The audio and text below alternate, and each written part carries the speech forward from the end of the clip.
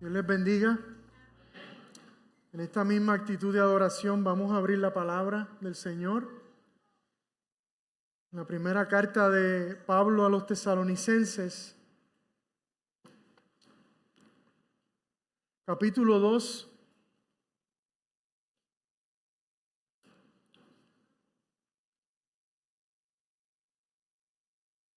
Abra su Biblia, prenda su aplicación.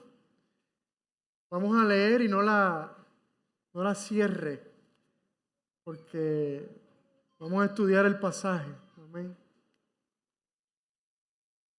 Primera de Tesalonicenses, capítulo 2. Dice así la palabra del Señor. ¿Por qué no estamos de pie?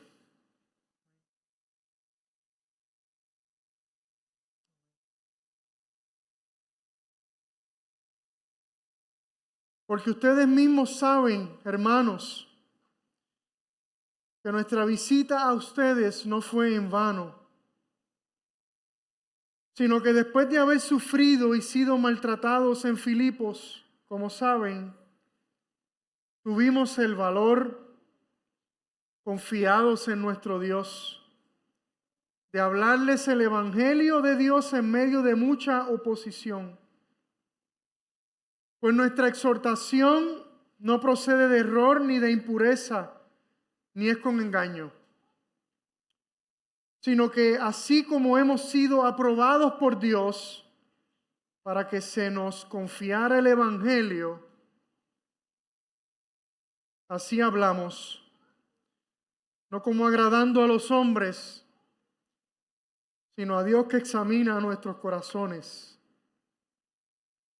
Porque como saben, nunca fuimos a ustedes con palabras lisonjeras, ni con pretexto para sacar provecho. Dios es testigo.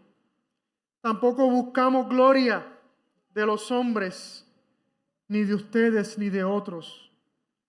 Aunque como apóstoles de Cristo hubiéramos podido imponer nuestra autoridad. Señor, gracias por tu palabra. Ayúdanos en esta hora a adorarte a través de poner nuestra atención, nuestros ojos, nuestros oídos, nuestro corazón, nuestra mente, todo lo que somos al servicio de tu palabra. Ayúdanos, Señor. Queremos adorarte no solamente con los cánticos, con la oración, con el silencio, con la contemplación, sino también, Señor, fijando nuestra mirada en tus palabras, Señor. Gracias por tu palabra. Bendice a tu iglesia en el nombre de Jesús. Amén y amén. Pueden sentarse.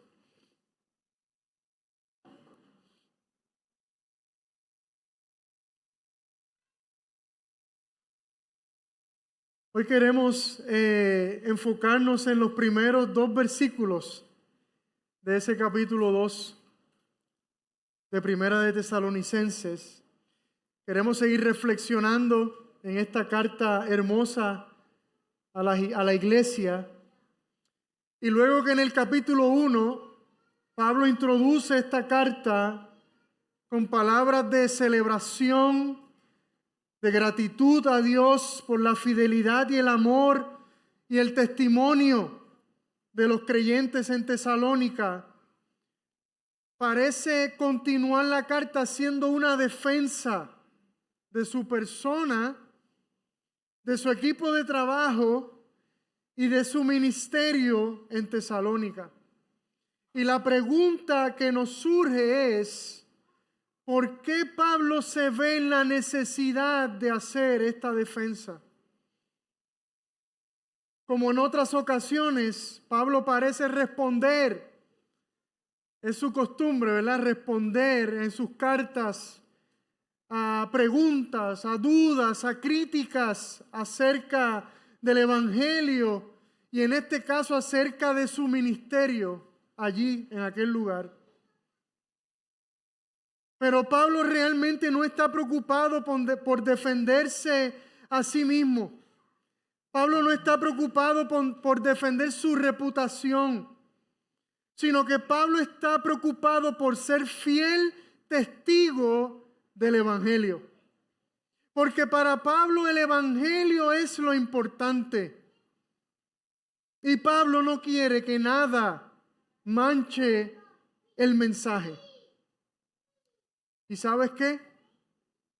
Tú y yo tampoco somos los importantes. La cumbre no es lo importante. Lo importante es el mensaje que cargamos.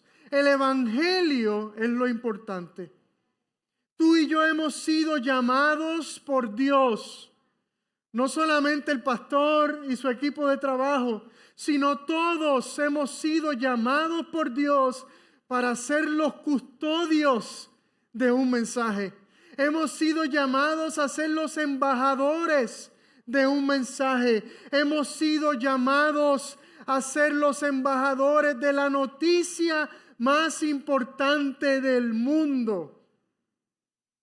Y por lo tanto, nuestra mayor preocupación debe ser la misma del apóstol, que nada manche el Evangelio. Que nada manche el Evangelio. Que nuestro testimonio no manche el Evangelio, el mensaje. Por eso cada día, amados y amadas, me convenzo más de que la política no es para la iglesia o para los cristianos. Esa no es nuestra frente. Ese no es nuestra plataforma. Esa no es nuestra tarima. Jesús nunca hubiese fundado un partido político. De hecho, hasta cierto punto esa era la expectativa de sus discípulos, ¿verdad que sí? Pero Cristo se resistió hasta el final. Nuestra plataforma y nuestra tarima sigue siendo la proclamación del Evangelio a través de la predicación, a través del discipulado, a través del evangelismo, a través de la vida en comunidad, a través del servicio de amor en cada uno de nuestros contextos, donde vivimos, donde estudiamos, donde trabajamos y donde jugamos. Nuestra respuesta a los políticos tiene que seguir siendo la misma respuesta de Jesús al político Pilato cuando lo estaba juzgando. Es que mi reino no es de este mundo. Si mi reino fuera de este mundo, entonces mis seguidores pelearían para que yo no fuera entregado a los judíos. Pero ahora mi reino no es de aquí. Nuestro reino tampoco es de este mundo. La historia cuenta que Pablo y sus compañeros tuvieron que salir de Tesalónica en secreto debido al tumulto que algunos judíos habían provocado a causa de la predicación del Evangelio. Y aparentemente luego de su partida, algunos comenzaron a criticarlo debido a su repentina huida de la ciudad y a su negativa de volver a visitarlos. Algunos quizás comentaban que Pablo no estaba verdaderamente comprometido con los tesalonicenses, que tenía miedo de regresar a la ciudad.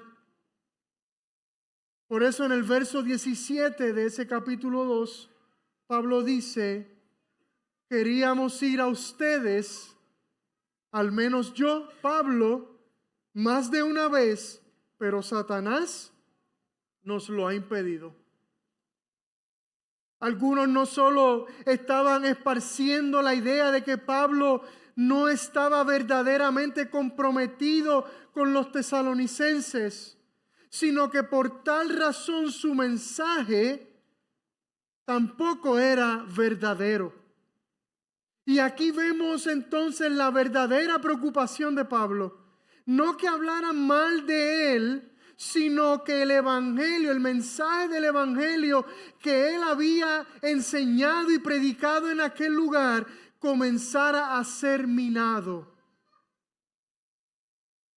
Entonces Pablo se ve en la necesidad de recordarles a la iglesia, en primer lugar, el trabajo y la obra que él y sus compañeros habían realizado en Tesalónica.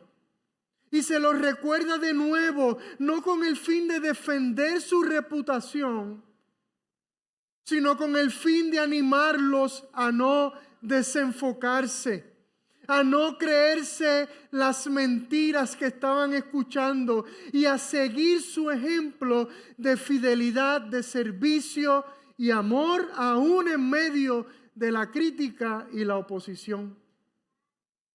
Por eso les dice, vuelvo a repetir esos primeros 2 versos, porque ustedes mismos saben, hermanos, que nuestra visita a ustedes no fue en vano, sino que después de haber sufrido y sido maltratados en Filipos, como saben, tuvimos el valor, confiados en nuestro Dios, de hablarles el Evangelio de Dios en medio de mucha oposición. Ustedes mismos saben que nuestra visita no fue en vano. Esta en verdad es una continuidad de su argumento en los últimos capítulos en los últimos versículos del capítulo 1 de esta carta. En otras palabras, Pablo le dice a los tesalonicenses: cuando alguien dude de nuestro ministerio o nos critiquen, recuérdenle que ustedes mismos son la mejor y contundente evidencia de nuestro ministerio. Cuando alguien venga a criticarme a mí y a mis compañeros, ustedes tienen el mejor argumento de defensa. Y el mejor argumento son ustedes mismos. Su fe, su testimonio, su amor y su servicio. Ustedes son la evidencia de que nuestro ministerio fue genuino, de que lo que le enseñamos es la verdad, de que nuestro ministerio produjo frutos de salvación. La mayor recompensa que un pastor puede recibir de su iglesia, la mejor paga, la mayor alegría, lo más que le anima para seguir adelante, no es el salario, no son los beneficios, no son las condiciones de trabajo. La mayor recompensa, la mejor paga, el mejor beneficio, la mayor alegría, lo más que le anima es ver vidas transformadas. Aleluya. Es ver a su iglesia creciendo y madurando en su relación con Dios, procurando y trabajando por una vida más profunda en el Espíritu, viviendo en comunidad, multiplicándose en otros, amándose genuina y sacrificadamente, huyendo del pecado y sirviendo a los demás. Aleluya. Los niños están entre nosotros, la iglesia es de ellos. Amén. Esas son las cosas que le trae mayor satisfacción a un pastor. Porque uno dice, mi trabajo no es en vano. No estoy perdiendo mi tiempo aquí. Veo el fruto de mi esfuerzo y de mi sacrificio. Por eso más adelante Pablo le dice a los tesalonicenses en ese mismo capítulo, verso 20, pues ustedes son nuestra gloria y nuestro gozo. A los filipenses le dice, ustedes son mi corona, mi premio. Amados, la mejor defensa del Evangelio sigue siendo nuestro testimonio. Es nuestra manera de vivir. Pero tristemente muchas veces también el mayor impedimento para que podamos compartir el Evangelio donde vivimos, donde trabajamos, donde jugamos o donde estudiamos, no es la persecución religiosa. Muchas veces el mayor impedimento es nuestro mal testimonio. Cuando escuchamos expresiones como, ¿y eso que es cristiano? O expresiones como, wow, jamás me hubiera imaginado que esa persona va a la iglesia. La realidad es que muchas veces no nos atrevemos a hablarle a nuestros compañeros de trabajo, a nuestros vecinos, porque ellos me conocen demasiado bien. Ellos saben quién soy realmente. Ellos observan cómo actúo. Ellos saben cómo reacciono cuando me molesto con las nenas. Ellos saben cómo hablo y cómo me expreso. Y si usted vive en un condominio, usted sube un poquito la voz y todo el mundo lo escucha. Amados, recuerden que siempre estamos discipulando. Siempre. Alguien siempre nos está observando. Alguien siempre nos está escuchando. La pregunta es, ¿qué clase de discípulos estamos formando? Y si ese es tu problema, hay una solución. Aleluya, gloria a Dios. La solución sigue siendo el arrepentimiento. La solución sigue siendo un cambio de actitud radical. Y muchas veces va a requerir que vayamos a donde nuestro vecino o a donde nuestro compañero de trabajo y le digamos, mano, vengo a pedirte perdón porque me he dado cuenta que no me he comportado como un cristiano genuino, como el cristiano que Dios quiere que yo sea. Y yo estoy seguro que eso lo va a derrumbar en el buen aspecto de la palabra. La vida y el testimonio de los tesalonicenses no era la única evidencia de la efectividad y de la autenticidad del ministerio de Pablo y sus compañeros, sino también la condición en la que Pablo llegó a Tesalónica. Pablo y sus compañeros llegaron a Tesalónica después de haber experimentado mucho sufrimiento en la ciudad de Filipo, ciudad donde fueron acusados injustamente. Si usted conoce la historia, Hechos capítulo 16, ¿verdad, Yamil? Azotados con varas, echados a la cárcel, arrojados en el calabozo más profundo y amarrados con cadenas. Todo por causa de predicar el evangelio. Entonces Pablo parece recordarle a los tesalonicenses que lo que él y sus compañeros experimentaron en Filipos era razón más que suficiente para dejar de predicar el evangelio, para no continuar haciendo el trabajo.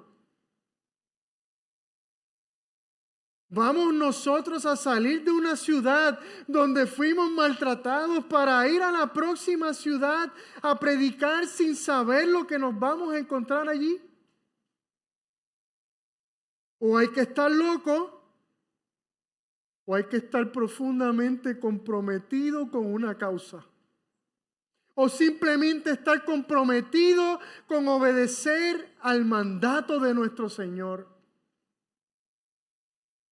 Hagamos un ejercicio juntos y pongámonos en los zapatos de Pablo y de sus compañeros por un momento. Imagine que por yo predicar desde esta plataforma me arresten, me acusen injustamente, no me permitan tener un juicio imparcial, me azoten y me metan en la cárcel de máxima seguridad, manteniéndome atado de pies y de manos. ¿Qué usted cree que yo debiera hacer? ¿Me quedaría ¿Me quedarían fuerzas o ánimo para continuar predicando? ¿Terminaría cuestionando mi fe? ¿Engancharía los guantes? ¿Acusaría a Dios de ser injusto conmigo por permitirme pasar por ese sufrimiento? Diría, esto no vale la pena. O yo no firmé para esto. Y humanamente todas esas maneras de pensar pudieran sonar lógicas. Pero no seamos tan dramáticos. Imagine que a usted lo despidan de su trabajo por simplemente hablarle a uno de sus compañeros acerca de tu fe en la hora de almuerzo. O que usted tenga que renunciar a su trabajo porque lo estén empujando a hacer algo que va en contra de su conciencia cristiana. ¿Esto es hipotético o esto ha pasado? O que usted, estudiante, tenga que darse de baja de su clase porque su profesora no tolera que usted tenga un punto de vista diferente al de ella. O que usted, papá, tenga que sacar a su hijo de la escuela porque la cultura escolar choca con sus principios cristianos. ¿Cómo reaccionaríamos? ¿Qué actitud tomaríamos? ¿Nos desanimaríamos? ¿Cuestionaríamos nuestra fe? En el caso de Pablo y de sus compañeros, no fue así. Ellos tomaron otra actitud. Ellos alabaron y adoraron a Dios aún en medio del sufrimiento. Ellos siguieron testificando del Evangelio aún estando encarcelados. Y en medio del sufrimiento experimentaron el gozo y la fortaleza de Dios. Y claro, su actitud y su obediencia produjo que Dios se glorificara y que Dios realizara milagros maravillosos en medio de ellos. Estando en la cárcel, usted sabe la historia. Mientras adoraban en la oscuridad de la noche, de repente un terremoto y en un instante todas las puertas de la cárcel abiertas. El resultado, un carcelero convertido junto a toda su familia y una iglesia local fortalecida en el Señor. ¿Qué hizo que Pablo y sus compañeros tomaran esa actitud, actuaran de esa manera? No eran superhombres, ¿verdad? La contestación creo que Pablo la da en el verso 2. Tuvimos valor, dice el apóstol, confiados en nuestro Dios. Tuvimos valor confiados en nuestro Dios de no solo predicarle al carcelero y a su familia en Filipos, sino de tener el ánimo de salir de allí y llegar hasta Tesalónica para predicarles a ustedes aún en medio de mucha oposición. Esta es la versión Frankie habla hoy. Un impostor no hace eso. Un impostor no hubiera arriesgado su vida. Un impostor no hubiera tenido el valor. Un impostor no hubiera atravesado por el sufrimiento y hubiera continuado. Un impostor no hubiera puesto su vida en la línea de fuego por gente que ni siquiera conocía. Solo uno que ha recibido poder, cuando el Espíritu Santo vino sobre él y lo convirtió en testigo, en mártir, en uno que está dispuesto a entregar su vida por la misión de Dios. Solo uno que hace esta declaración. Hechos capítulo 20, verso 24. Pero en ninguna manera estimo mi vida como valiosa para mí mismo, a fin de poder terminar mi carrera y el ministerio que recibí del Señor Jesús, para dar testimonio solemnemente del Evangelio, de la gracia de Dios. Y la pregunta es si nosotros podemos declarar estas cosas o si estamos actuando como impostores. Pero el valor de Pablo, del que Pablo habla, no es cualquier valor. Es un valor específico. No es el valor de pelear. No es el valor de discutir. No es el valor que conduce a la violencia. La palabra que en el versículo 2 se traduce con la frase tuvimos el valor, por lo menos en la Biblia de las Américas, viene del griego parresiasomai, parresiasomai, que tiene el sentido de hablar con denuedo, de hablar con valentía, con ánimo, con determinación. En otras palabras, Pablo es muy claro en decirle a los tesalonicenses que el valor que él y sus compañeros han recibido de parte de Dios es nada más y nada menos que para predicar el Evangelio. No para discutir, no para pelear, no para insultar, no para hacer valer mis derechos, no para defenderme a mí mismo, sino para predicar a Cristo y solo a Cristo. ¿Alguna vez te has armado de valor para decir algo que tú entiendes que es justo?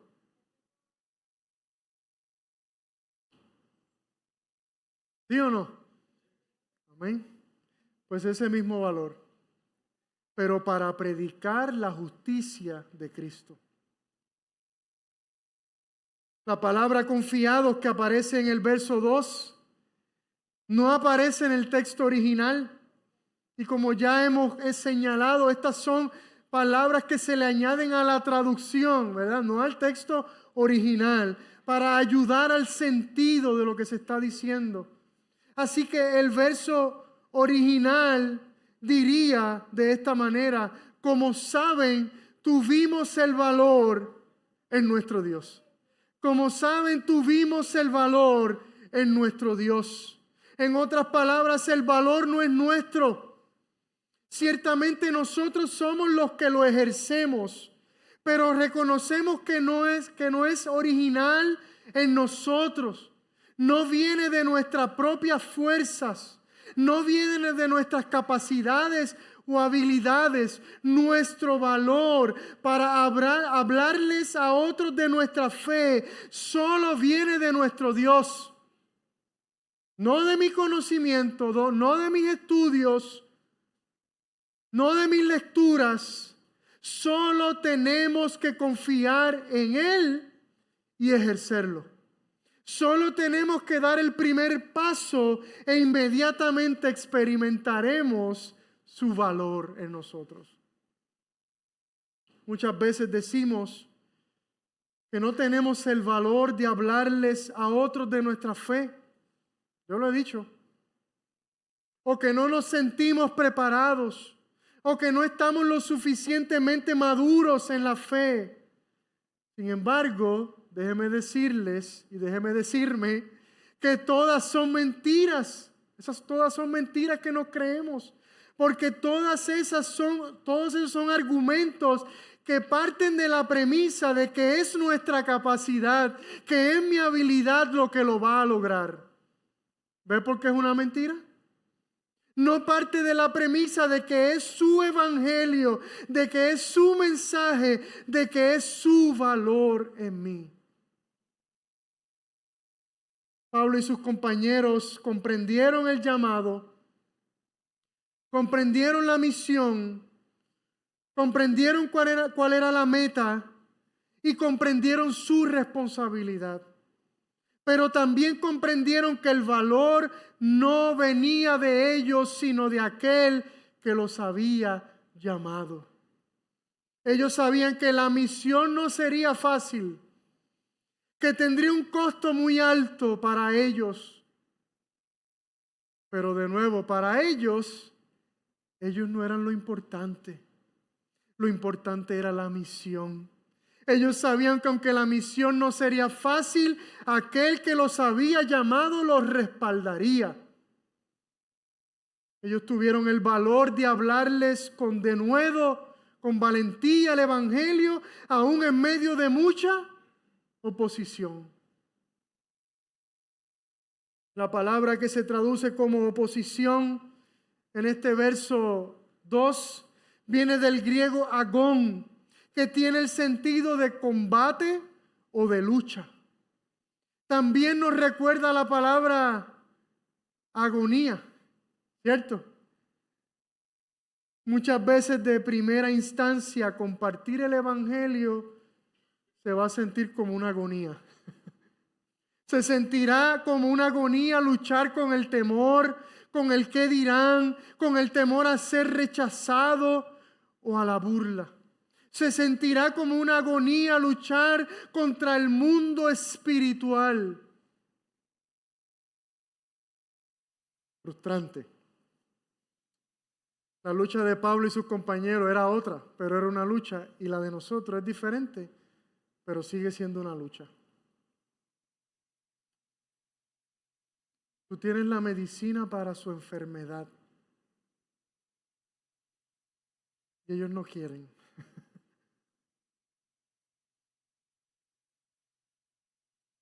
Pero seguimos luchando. Seguimos luchando. Yo digo, hasta que no me digas que no, voy a seguir invitándote. El día que me digas que no, pues está bien, pues ya no te voy a... Pero mientras me sigas diciendo sí, te voy a seguir invitando.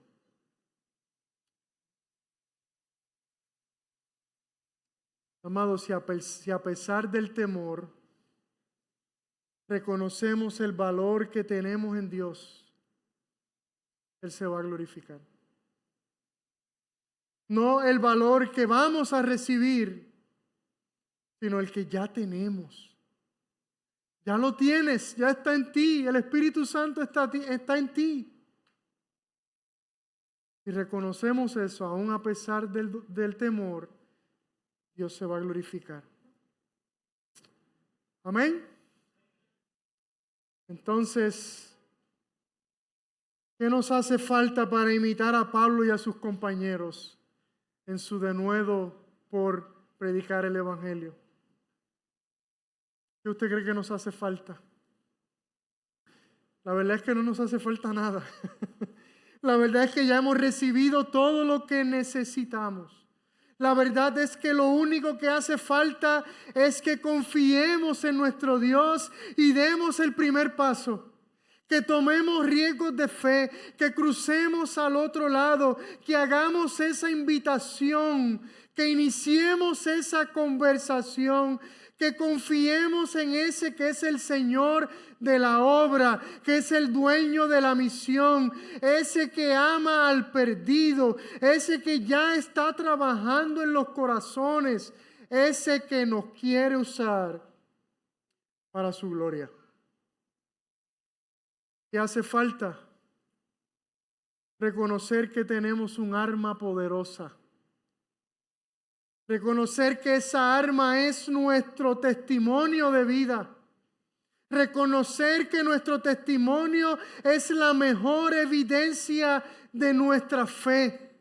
Reconocer que nuestro testimonio es la puerta que abrirá oportunidades para compartir nuestra fe.